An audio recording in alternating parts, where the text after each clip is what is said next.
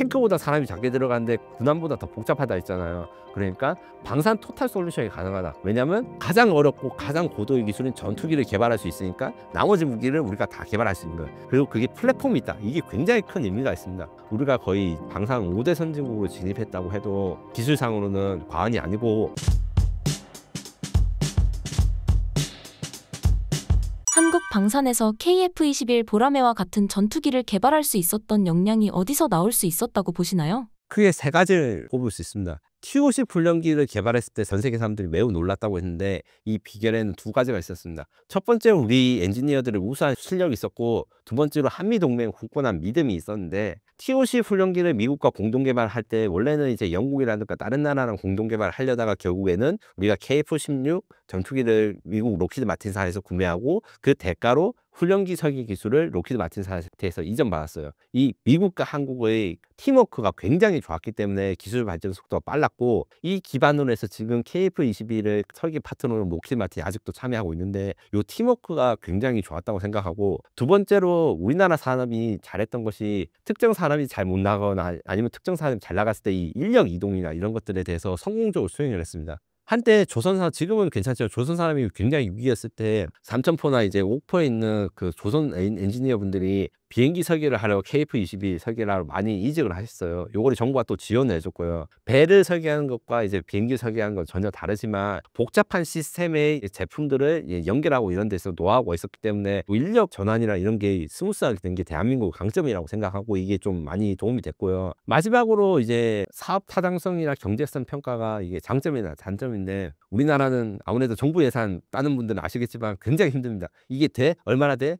요 예산이 맞아? 몇 년 안에 돼? 사업 중간중간에 계획서 세우고, 요게 비효율적인 부분도 있어요. 왜냐하면 사업을 진행하는 것보다 정부의 요구에 만족하거나 이 보고서를 만드는데 시간이 더 많이 걸려가지고 발전에 저해되는 부분도 있어요. 장점이 뭐냐면 정확하게 예산과 리스크를 줄여가지고 계획을 세울 수 있다, 타이트하게. 개인적으로 KF-21이 사실 2002년부터 새로 나온 개념이고 개발에 나선 건 2015년쯤 돼서 가능한데, 그 10년 넘는 기간 동안 제가 이제 기사를 쓰거나 아니면 했던 게 뭐냐면, KF-21이 가야 되냐 말아야 되냐, 이걸 사업을 할 것인가 말할 것인가 논란이 굉장히 많았어요. 사업 타당성 연구라 해가지고 우리 GTX 뭐 철도를 할 때도 야 이게 경제성인가 평가하는 것처럼 무기도 똑같거든요. 이런 걸 6번 이상 해가지고 그동안에 사실 좀 많이 업체들이 어려움이 있었지만 타당성 연구가 왜 통과가 되지 않을까 생각하면서 기초기술을 연구하고 이런 준비할 수 있는 시간이 전화위복으로 돼서 지금 KF-21의 원활한 개발이 됐던 것도 사실입니다. KF-21의 개발 성공이 우리 항공산업 측면에서 어떠한 의미일까요? 전투기는 탱크보다 작은 사람이 들어가요. 탱크는 3명에서 4명이 들어가는데 전투기는 1명에서 2명이 타고, 그런데 복잡한 거는 수백 명이 타는 군함보다 복잡해요. 무슨 말이냐면 레이더랑 미사일이 연동되고 추진 체계랑 조종기가 연동되고 복잡한 전자전 시스템과 컴퓨터 시스템이 들어가는데, 배는 엄청 큰 크기에 사람도 수백 명이 들어가 있으니까 이 통합이나 이런 인티그레이션 수준이 낮은데, 전투기는 한 명이 조종하고 레이더도 보고 미사일도 쏘고 엔진도 출력도 조절하고 이런 거예요. 이런 복잡성의 끝판왕을 우리가 만들었고 완성을 했다. 그리고 그게 플랫폼이 있다. 이게 굉장히 큰 의미가 있습니다. 지금 현재 무기 체계로서 복잡하고 기술적으로 어려운 것을 확보했다는 것은 우리가 거의 방산 5대 선진국으로 진입했다고 해도 기술상으로는 과언이 아니고, 물론 우리나라보다 지금 방산 기술력이 우수한 국가들이 있어요. 뭐 독일이나 이탈리아, 영국, 이스라엘 이런 나라들은 우리보다 방산 수출도 지금 잘하고 방산 기술상으로 우리보다 앞서 나간 부분이 있는데, 이 국가들의 단점은 독자적인 전투기 플랫폼이 없어요. 국제 공동 개발을 해서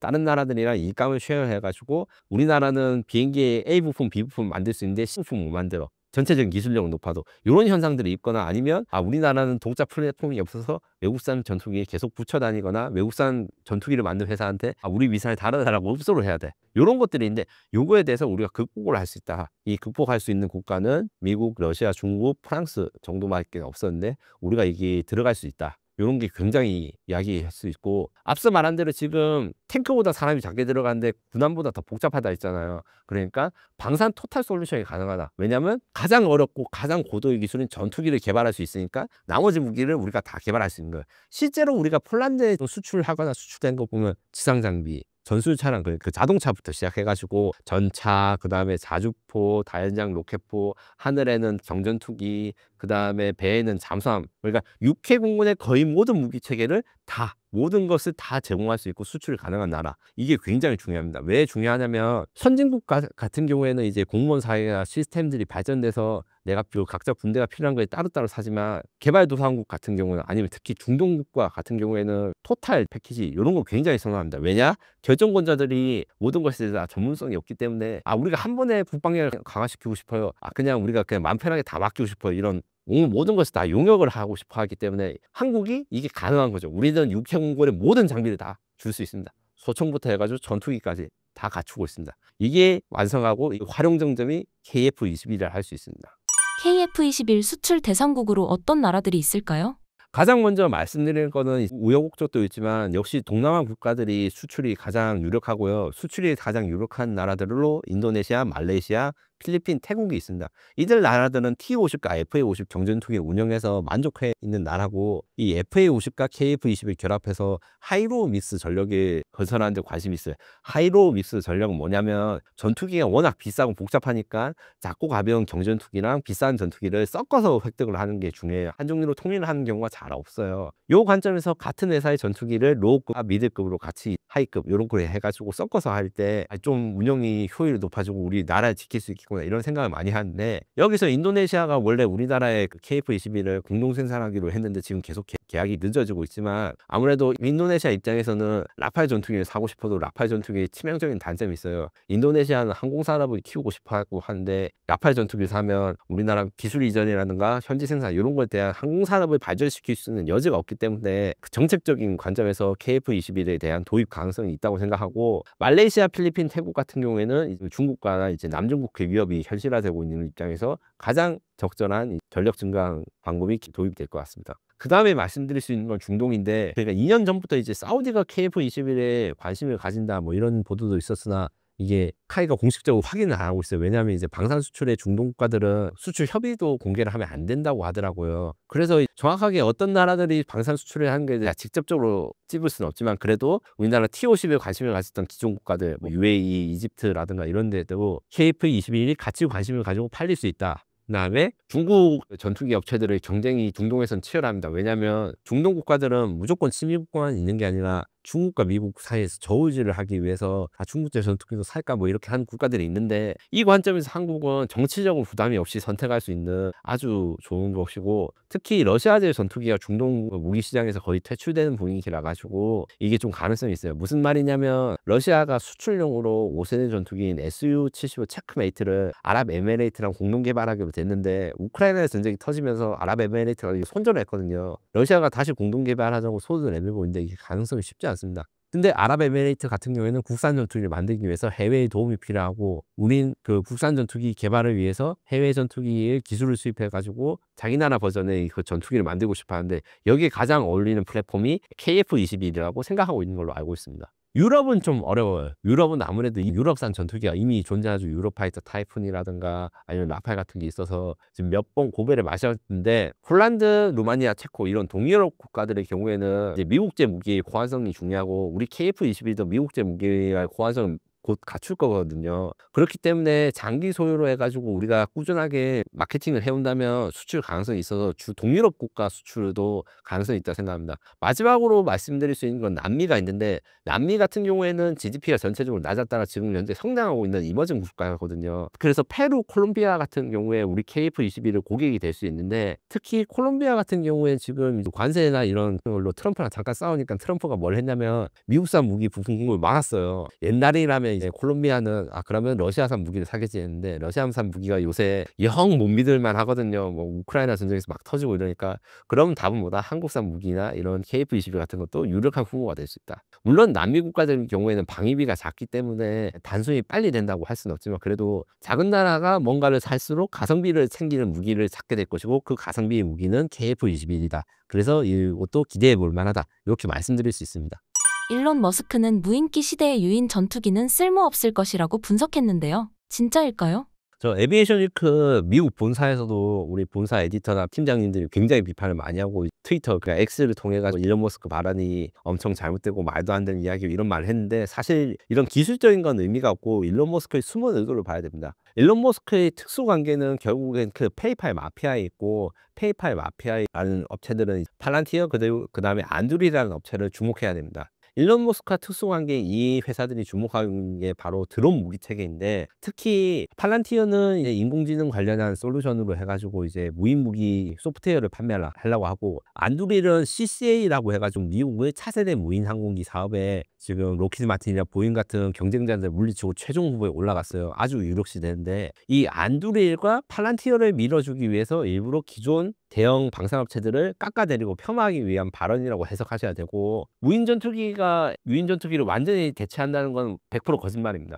다만 무인 전투기가 전투에서 굉장히 중요할 것이고 이 사업이 미래 방위 사업의 핵심이 될 것이다. 그리고 일론 머스크는 그걸 측면에서 지원 사격하는 발언이 F-35를 아직도 만드냐 이런 공격이 될 수 있습니다. 그 CCA 사업에 대해서 잠깐 이야기를 하자면 협력 무인 편대기인데 옛날에 무인 공격기나 무인 전투기를 만들 수도 2000년대 초반에 있었습니다. 만들었어요. 근데 문제가 있어요. 뭐냐? 사람이 안 타는 비행기를 만드는 건 아무래도 인명피해를 줄이는 것도 있지만 가성비를 맞추고 가격이 낮은 걸 맞춰야 되는데 2000년대 초반 기술로 무인 전투기를 만들다 보니까 가격이 2억 달러가 넘는 것도 있었습니다. 참고로 F-35 전투기가 1억 달러가 약간 넘어요. 사람이 안 타니까 더 비싸진 거죠. 그래서 폐기가 돼가지고 지금 연구되고 있는 경우 멈티라는 개념이 굉장히 중요했습니다. 이게 6회 공군 다 있는데 무슨 말이냐면 인공지능이 다 해줄 것이다. 이렇게 한 게 말도 안 되고 비용도 맞지 않습니다. 멈티는 사람과 인공지능이 팀을 짤 때 제일 효율이 좋다. 인공지능이 발전이 중요하지만 인간이 결정하고 최종적으로 살상 명령을 내리거나 인간의 판단으로 이 각대 할 일을 배분해 주거나 이런 것들을 협력해 가지고 가는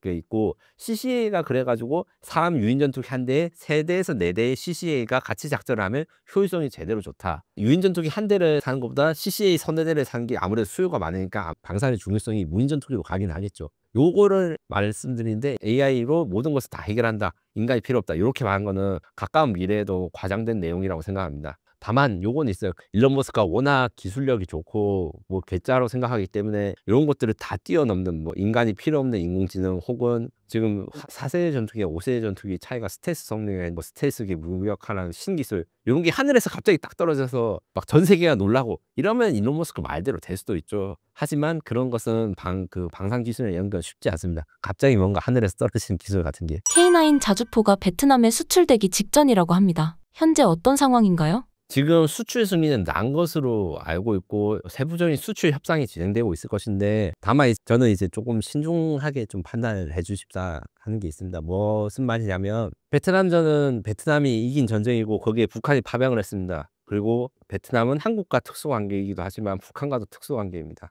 베트남전 때 북베트남을 지키기 위해서 북한 조종사들이 전투기를 탔고 이런 관계가 있기 때문에 수출을 하는 것은 좋으나 여기에 관련된 보안 처리 그러니까 이거를 뭐 보안 시크릿 트리트먼트라고 부르기도 하는데 이런 것과 그 다음에 베트남이 방산 수출을 하는 건 좋은데 요걸 계기를 관련해 가지고 우리나라가 한국 베트남 관계에서 좀 더 주도권을 잡아가고 북한의 영향력을 줄이는 외교적인 노력이 같이 수립돼야지 우리나라한테 이득이 될 것이라 생각합니다. 그리고 베트남이 K9 자주포를 구매하려는 이유는 간단합니다. 원래 베트남은 이제 중국과 전쟁을 한 적도 있어요. 지금 뭐 친중 정부라고 하긴 하지만 국경 문제가 있었고 그때도 이제 베트남이 이겼는데 중국 무기를 선호하지 않으니까 주로 이제 베트남은 러시아 무기, 구소련 무기를 대량으로 수입하는 걸 선호했으나 앞서 몇 번 말했듯이 우크라이나 전쟁으로 러시아 무기 성능이 좀 떨어지는 게 발견됐고 러시아도 이제 자국산 그 전쟁에 쓸 무기들을 조절하다 보니까 수출이 쉽지가 않아요. 이러다 보니까 이제 그 러시아산 자주포를 수입하기가 쉽지 않아졌고 원래는 그래서 대안으로 이스라엘제 무기를 베트남이 좀 사는 게 있습니다.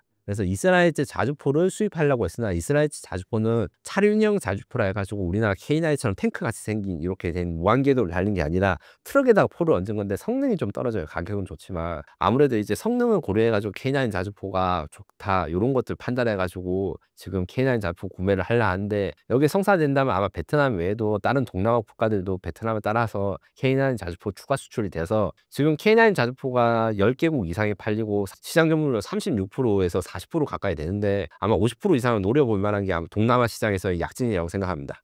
K9 자주포의 국산 엔진 성능 테스트가 완료됐다고 합니다. 해당 뉴스가 어떤 의미를 가지나요? K9 엔진은 1000마력짜리 독일 MTU 엔진을 가지고 있었는데 이게 굉장히 문제가 많았어요. 무슨 문제가 많았냐면 독일은 장비 수출 승인을 할 때 굉장히 까다롭고 수출을 거절한 경우도 있었어요. K9 자주포의 첫 수출 고객이 터키에 기술 수출을 하는 건데 터키는 쿠르드족 문제 때문에 수출이 안 된다서 거절을 했다가 우리 정부가 엄청나게 노력한 끝에 수출 승인을 얻어낸 것도 있고 중동 수출이 아직도 안 되고 있었다 것도 이제 독일산 엔진의 문제였어요. 이 자주포나 탱크는 파워팩이라 해가지고 엔진과 트랜스미션, 변속기가 합체된 걸 하는데 이 변속기는 미국제라서 미국제는 승인이 좀 잘 나는 편이라서 문제가 없었는데 독일산 엔진이 계속 문제가 돼서 지금 국산 엔진이 개발이 된 거예요. 그래서 국산 엔진 성능 테스트가 완료되었으면서 중동 시장에서의 큰 성공이 예상되고 실제로 엔진 테스트를 수행한 게 이집트에서 수행했습니다. 이집트에 지금 K9을 현지 생산하고 거의 1000대 가까이 생산할 준비를 하고 있는데 현지에서 이제 국산 엔진 테스트하는데 보니까 문제가 없다는 게 밝혀져서 제가 보기에는 중동에서 이제 동남아에서 추가 수요가 나올 것이고 단순히 그 수출 대책 그러니까 뭐 외화 유출을 막는다는 것뿐만 아니라 추가적인 시장을 확장할 수 있는 기회가 있을 거라고 생각합니다.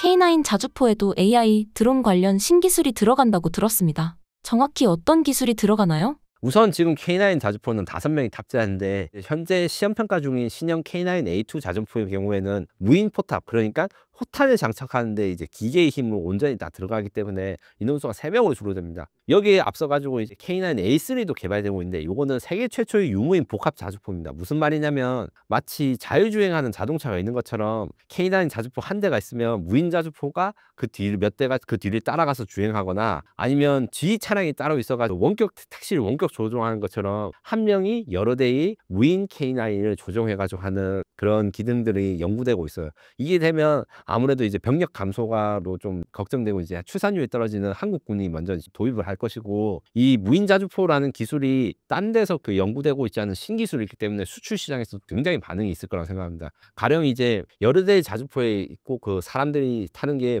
자주포랑 사람이 분리돼 있으면 우크라이나 전쟁에서 지금 자주포의 공격을 받아가지고 파괴되는 게 굉장히 많거든요. 이런 것에서 인명을 보호할 수도 있고 원격 운용 같은 걸 할 수 있으니까 여러 대의 자주포가 싱크를 맞춰서 쏜다거나 아니면 이제 적은 인원으로 이제 들어가가지고 통제를 하는 사람과 분리되거나 이런 걸 할 수 있는데 요거를 위해 가지고 인공지능 기능 그다음에 자율주행 기능을 지금 하나에서 연구하고 있을 뿐만 아니라 드론을 사용해 가지고 지휘차가 드론을 사용해 가지고 정찰을 하고 K9에 어떤 표적을 주고 이런 것들까지 패키지로 연구되고 있어 가지고 이게 재래식 무기가 이제 재래식 무기가 아니라 인공지능이나 드론 같은 신기술과 결합되는 이런 차세대 K9이 준비되고 있습니다.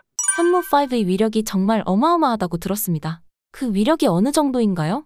현무5는 핵무기는 아닙니다. 재래식 무기고 재래식 무기 중에서 가장 큰 관통력을 가지고 있습니다. 물론 이제 8톤 탄두라고 하는데 보통 탄두탄은 자 평균적 500kg이고 크면 한 1톤 정도 돼요. 미국이 쓴 전술적인 탄두탄은 다 그 정도인데 8톤이라니까 단순히 8배의 위력을 가진 게 아니라 현무5의 목적은 북한의 김정은의 지휘부라든가 중요 시설을 다 지하에 있고 지하 표적을 관통하는데 지금 현재까지 이렇게 현무5가 나오기 전에는 B2 폭격기에서 탑재되는 B-62 전술핵만이 김정은 지휘부를 없앨 수 있습니다. 이 핵폭탄의 위력이 좀 정도 세야지 이제 지하 표적까지 관통이 가능한데 8톤 탄두를 가지고 이 탄두가 강화 탄두 그러니까 외피가 두꺼워가지고 땅속 깊이 들어가서 폭발할 수 있는 탄두입니다. 이렇기 때문에 지하 수십 미터 밑에 김정은 지휘부도 파괴할 수 있는 게 가장 큰 중요한 점이고 김정은도 이 현무5 무서워하는 걸 알고 있으니까 뭐 대충 지금 60m라는 건 지금 공식적인 수치가 아니고 저희 예상치라는 걸 말씀드립니다. 기밀이 아니고. 그래서 60m보다 더 길게 가는 갱도를 만들 수도 있어요. 이럴 때는 어떻게 하냐? 쏜데 또 쏩니다.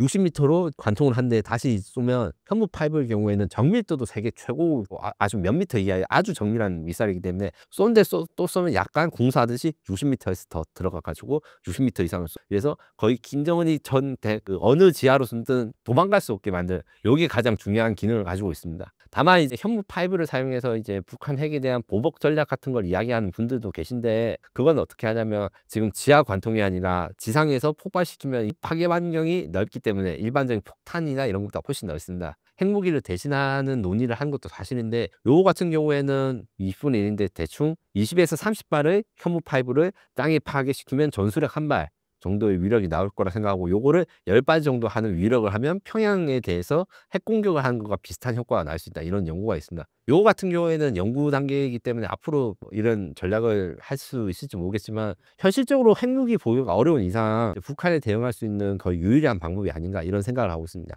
해외에서 많은 관심을 받는 다른 육상 무기, 미사일에는 어떤 게 있을까요? 아무래도 미사일 쪽이 의외로 관심이 많습니다. 지금 폴란드나 사우디 아랍에미리트에 수출된 천무 다연장 로켓포 같은 경우에는 유도 로켓이라 해서 80km 사거리를 가진 로켓과 290km 사거리를 가진 미사일을 가지고 있는데 최근에 하나에서는 요 천무가 배를 공격할 수 있는 CTLMR이라는 미사일을 지금 연구 중이고 공개할 거라고 합니다. 요게 지금 노르웨이 군이 관심을 가지고 있는데 원래 로켓에 적외선 시커를 달아서 발사를 하면 여론을 발산해서 군함의 열을 추적해 가지고 파괴하는 이런 무기가 있어요.